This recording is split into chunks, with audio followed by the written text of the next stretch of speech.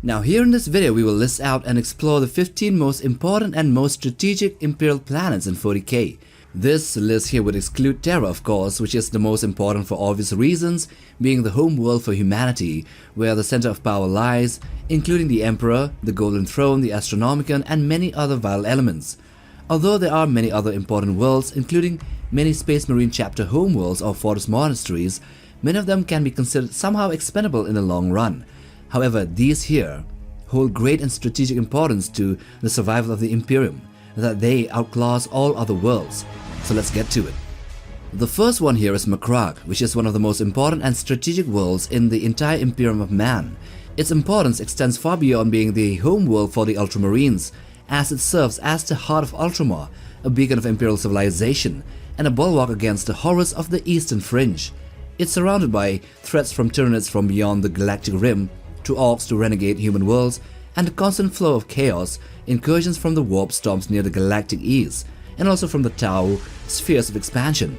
Because of this, Macragge acts as a fortified bastion world, guarding not just itself but all Imperial territory, stretching from the eastern fringe to the eastern rim. Macragge is not just a single world, it is the capital of Ultramar, a cluster of 500 worlds that collectively form a microcosm of the Imperium, but more efficient, prosperous, and stable. Macragge's surrounding system is filled with forges, shipyards, and mining colonies, forming a self-sustaining industrial engine. The planet itself is not rich in resources, but it is the administrative and military heart of this network.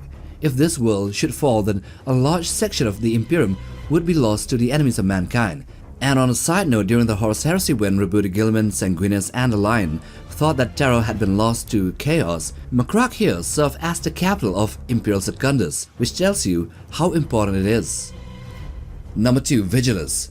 This here is one of the most important worlds in the Imperium today because it stands as the primary stable corridor between two halves of a sundered galaxy between Imperial Sanctus and Imperial Nihilus, and it stands in the Necromunda gauntlet, which makes it the Imperium's vital gateway across the Great Rift. When the Secretrix Maledictum tore rail space in half and plunged the Imperium Nihilus into darkness, nearly all warp routes became unstable or impassable, isolating entire sectors of space from Terra and the Astronomican's light.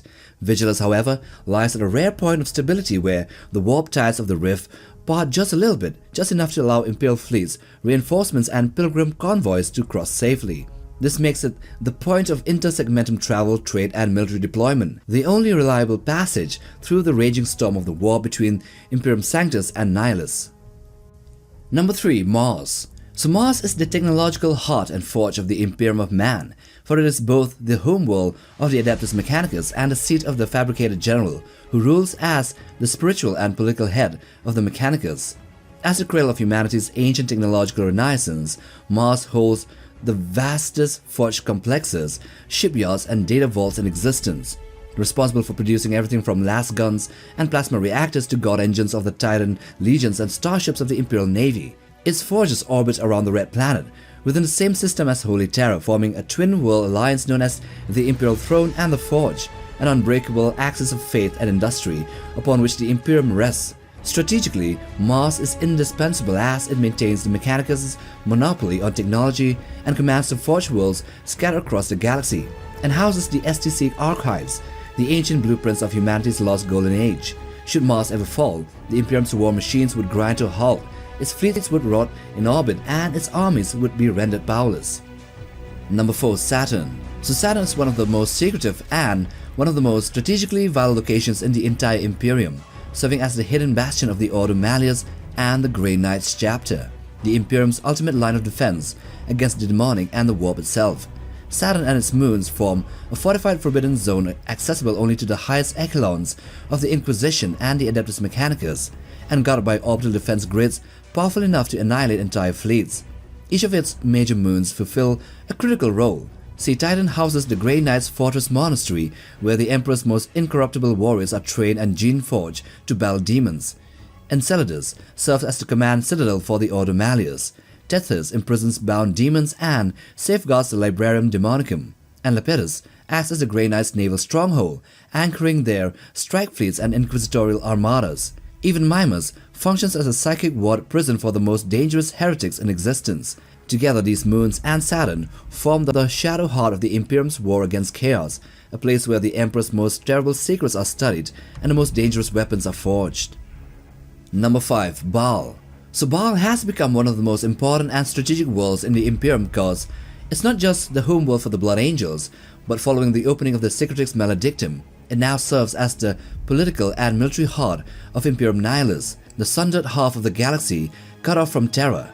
After the Indomitus Crusade and the devastation wrought by High Fleet Leviathan, Rebuti Gilliman appointed Commander Dante, Chapter Master of the Blood Angels, as Lord Regent of Imperium Nihilus, granting Baal a status comparable to a second Holy Terra in Nihilus. Positioned at the center of the Angelic Segmentum's surviving bastions, Baal is now the command hub for Imperial defense and coordination in the Rift's darkness, directing relief fleets, Astra Militarum regiments, and successor chapters in maintaining order.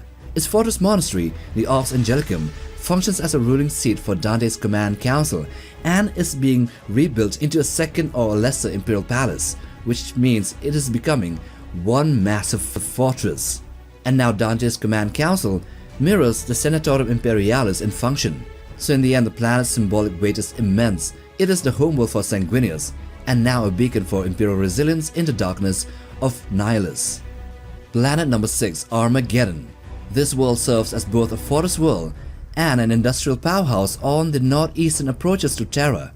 It is a very vast hive world as well, with many hive cities, with colossal forges and manufactoria supplying billions of tons of arms, vehicles, and munitions to Segmentum Solar's vast war machine, while its teeming population provides endless recruits for the famed Armageddon Steel Legions. However, its importance lies far beyond this, as it lies along a crucial defense corridor leading towards Sol System, making it one of the first major bastions shielding Terra from the eastern galactic threats that spill from the Great Rift and beyond.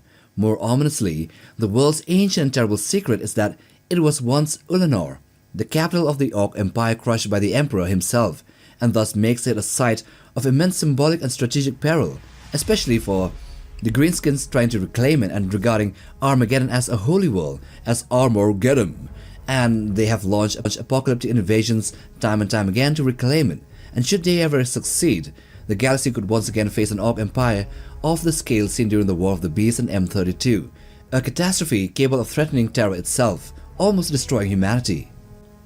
Number 7. Lucius. So Lucius stands as one of the most strategically vital forge worlds in the entire Imperium, a bastion of the Adeptus Mechanicus whose industrial might rivals even that of Mars itself.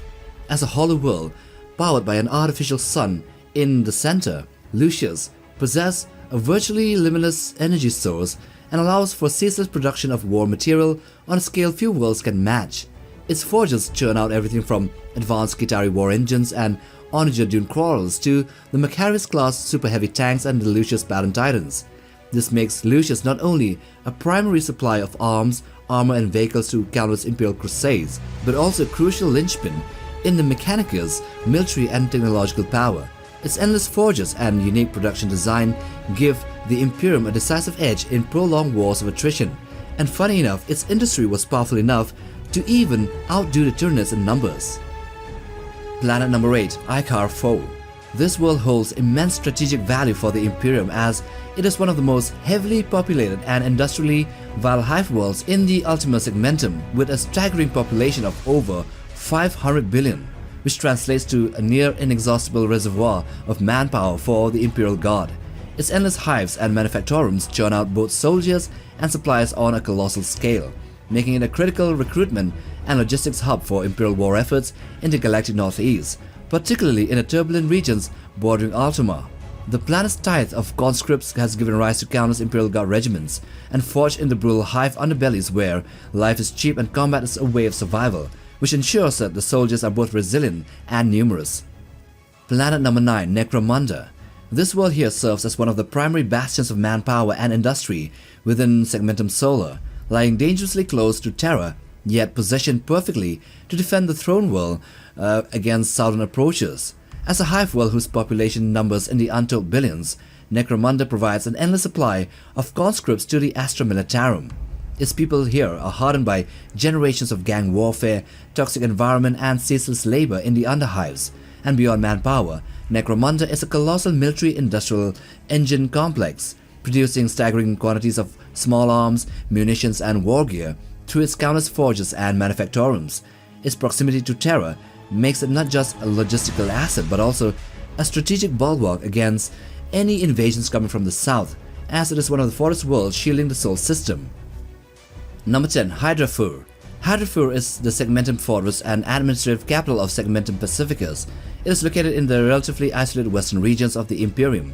It is a world of vast oceans and colossal hive arcologies that rise like gleaming spires above endless stormy seas. As the seat of the Lord Admiral of the Pacificus fleet, Hydraphur oversees the defense, taxation and governance of thousands of worlds across this vast and often politically turbulent region. The planet is also home to one of the largest ecclesiarchal power bases outside of Terra. Number 11. Duniash. Duniash serves as Segmentum fortress and principal naval base or hub of Ultima Segmentum, a bastion world of immense strategic and industrial importance to the Imperium of Man.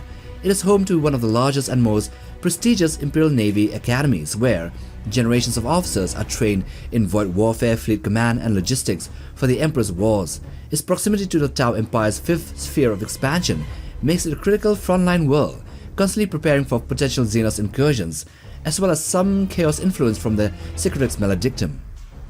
Number 12. Bakka. So Bakka is the Segmentum fortress and naval capital of Segmentum Tempestus, located near the tumultuous southern reaches of the galaxy. It is effectively the capital of Segmentum Tempestus, and unlike the grand spire cities of other capitals, Bakka is a world of blackened docks, orbital gantries and vast industrial shipyards, perpetually cloaked in the smoke of its forges.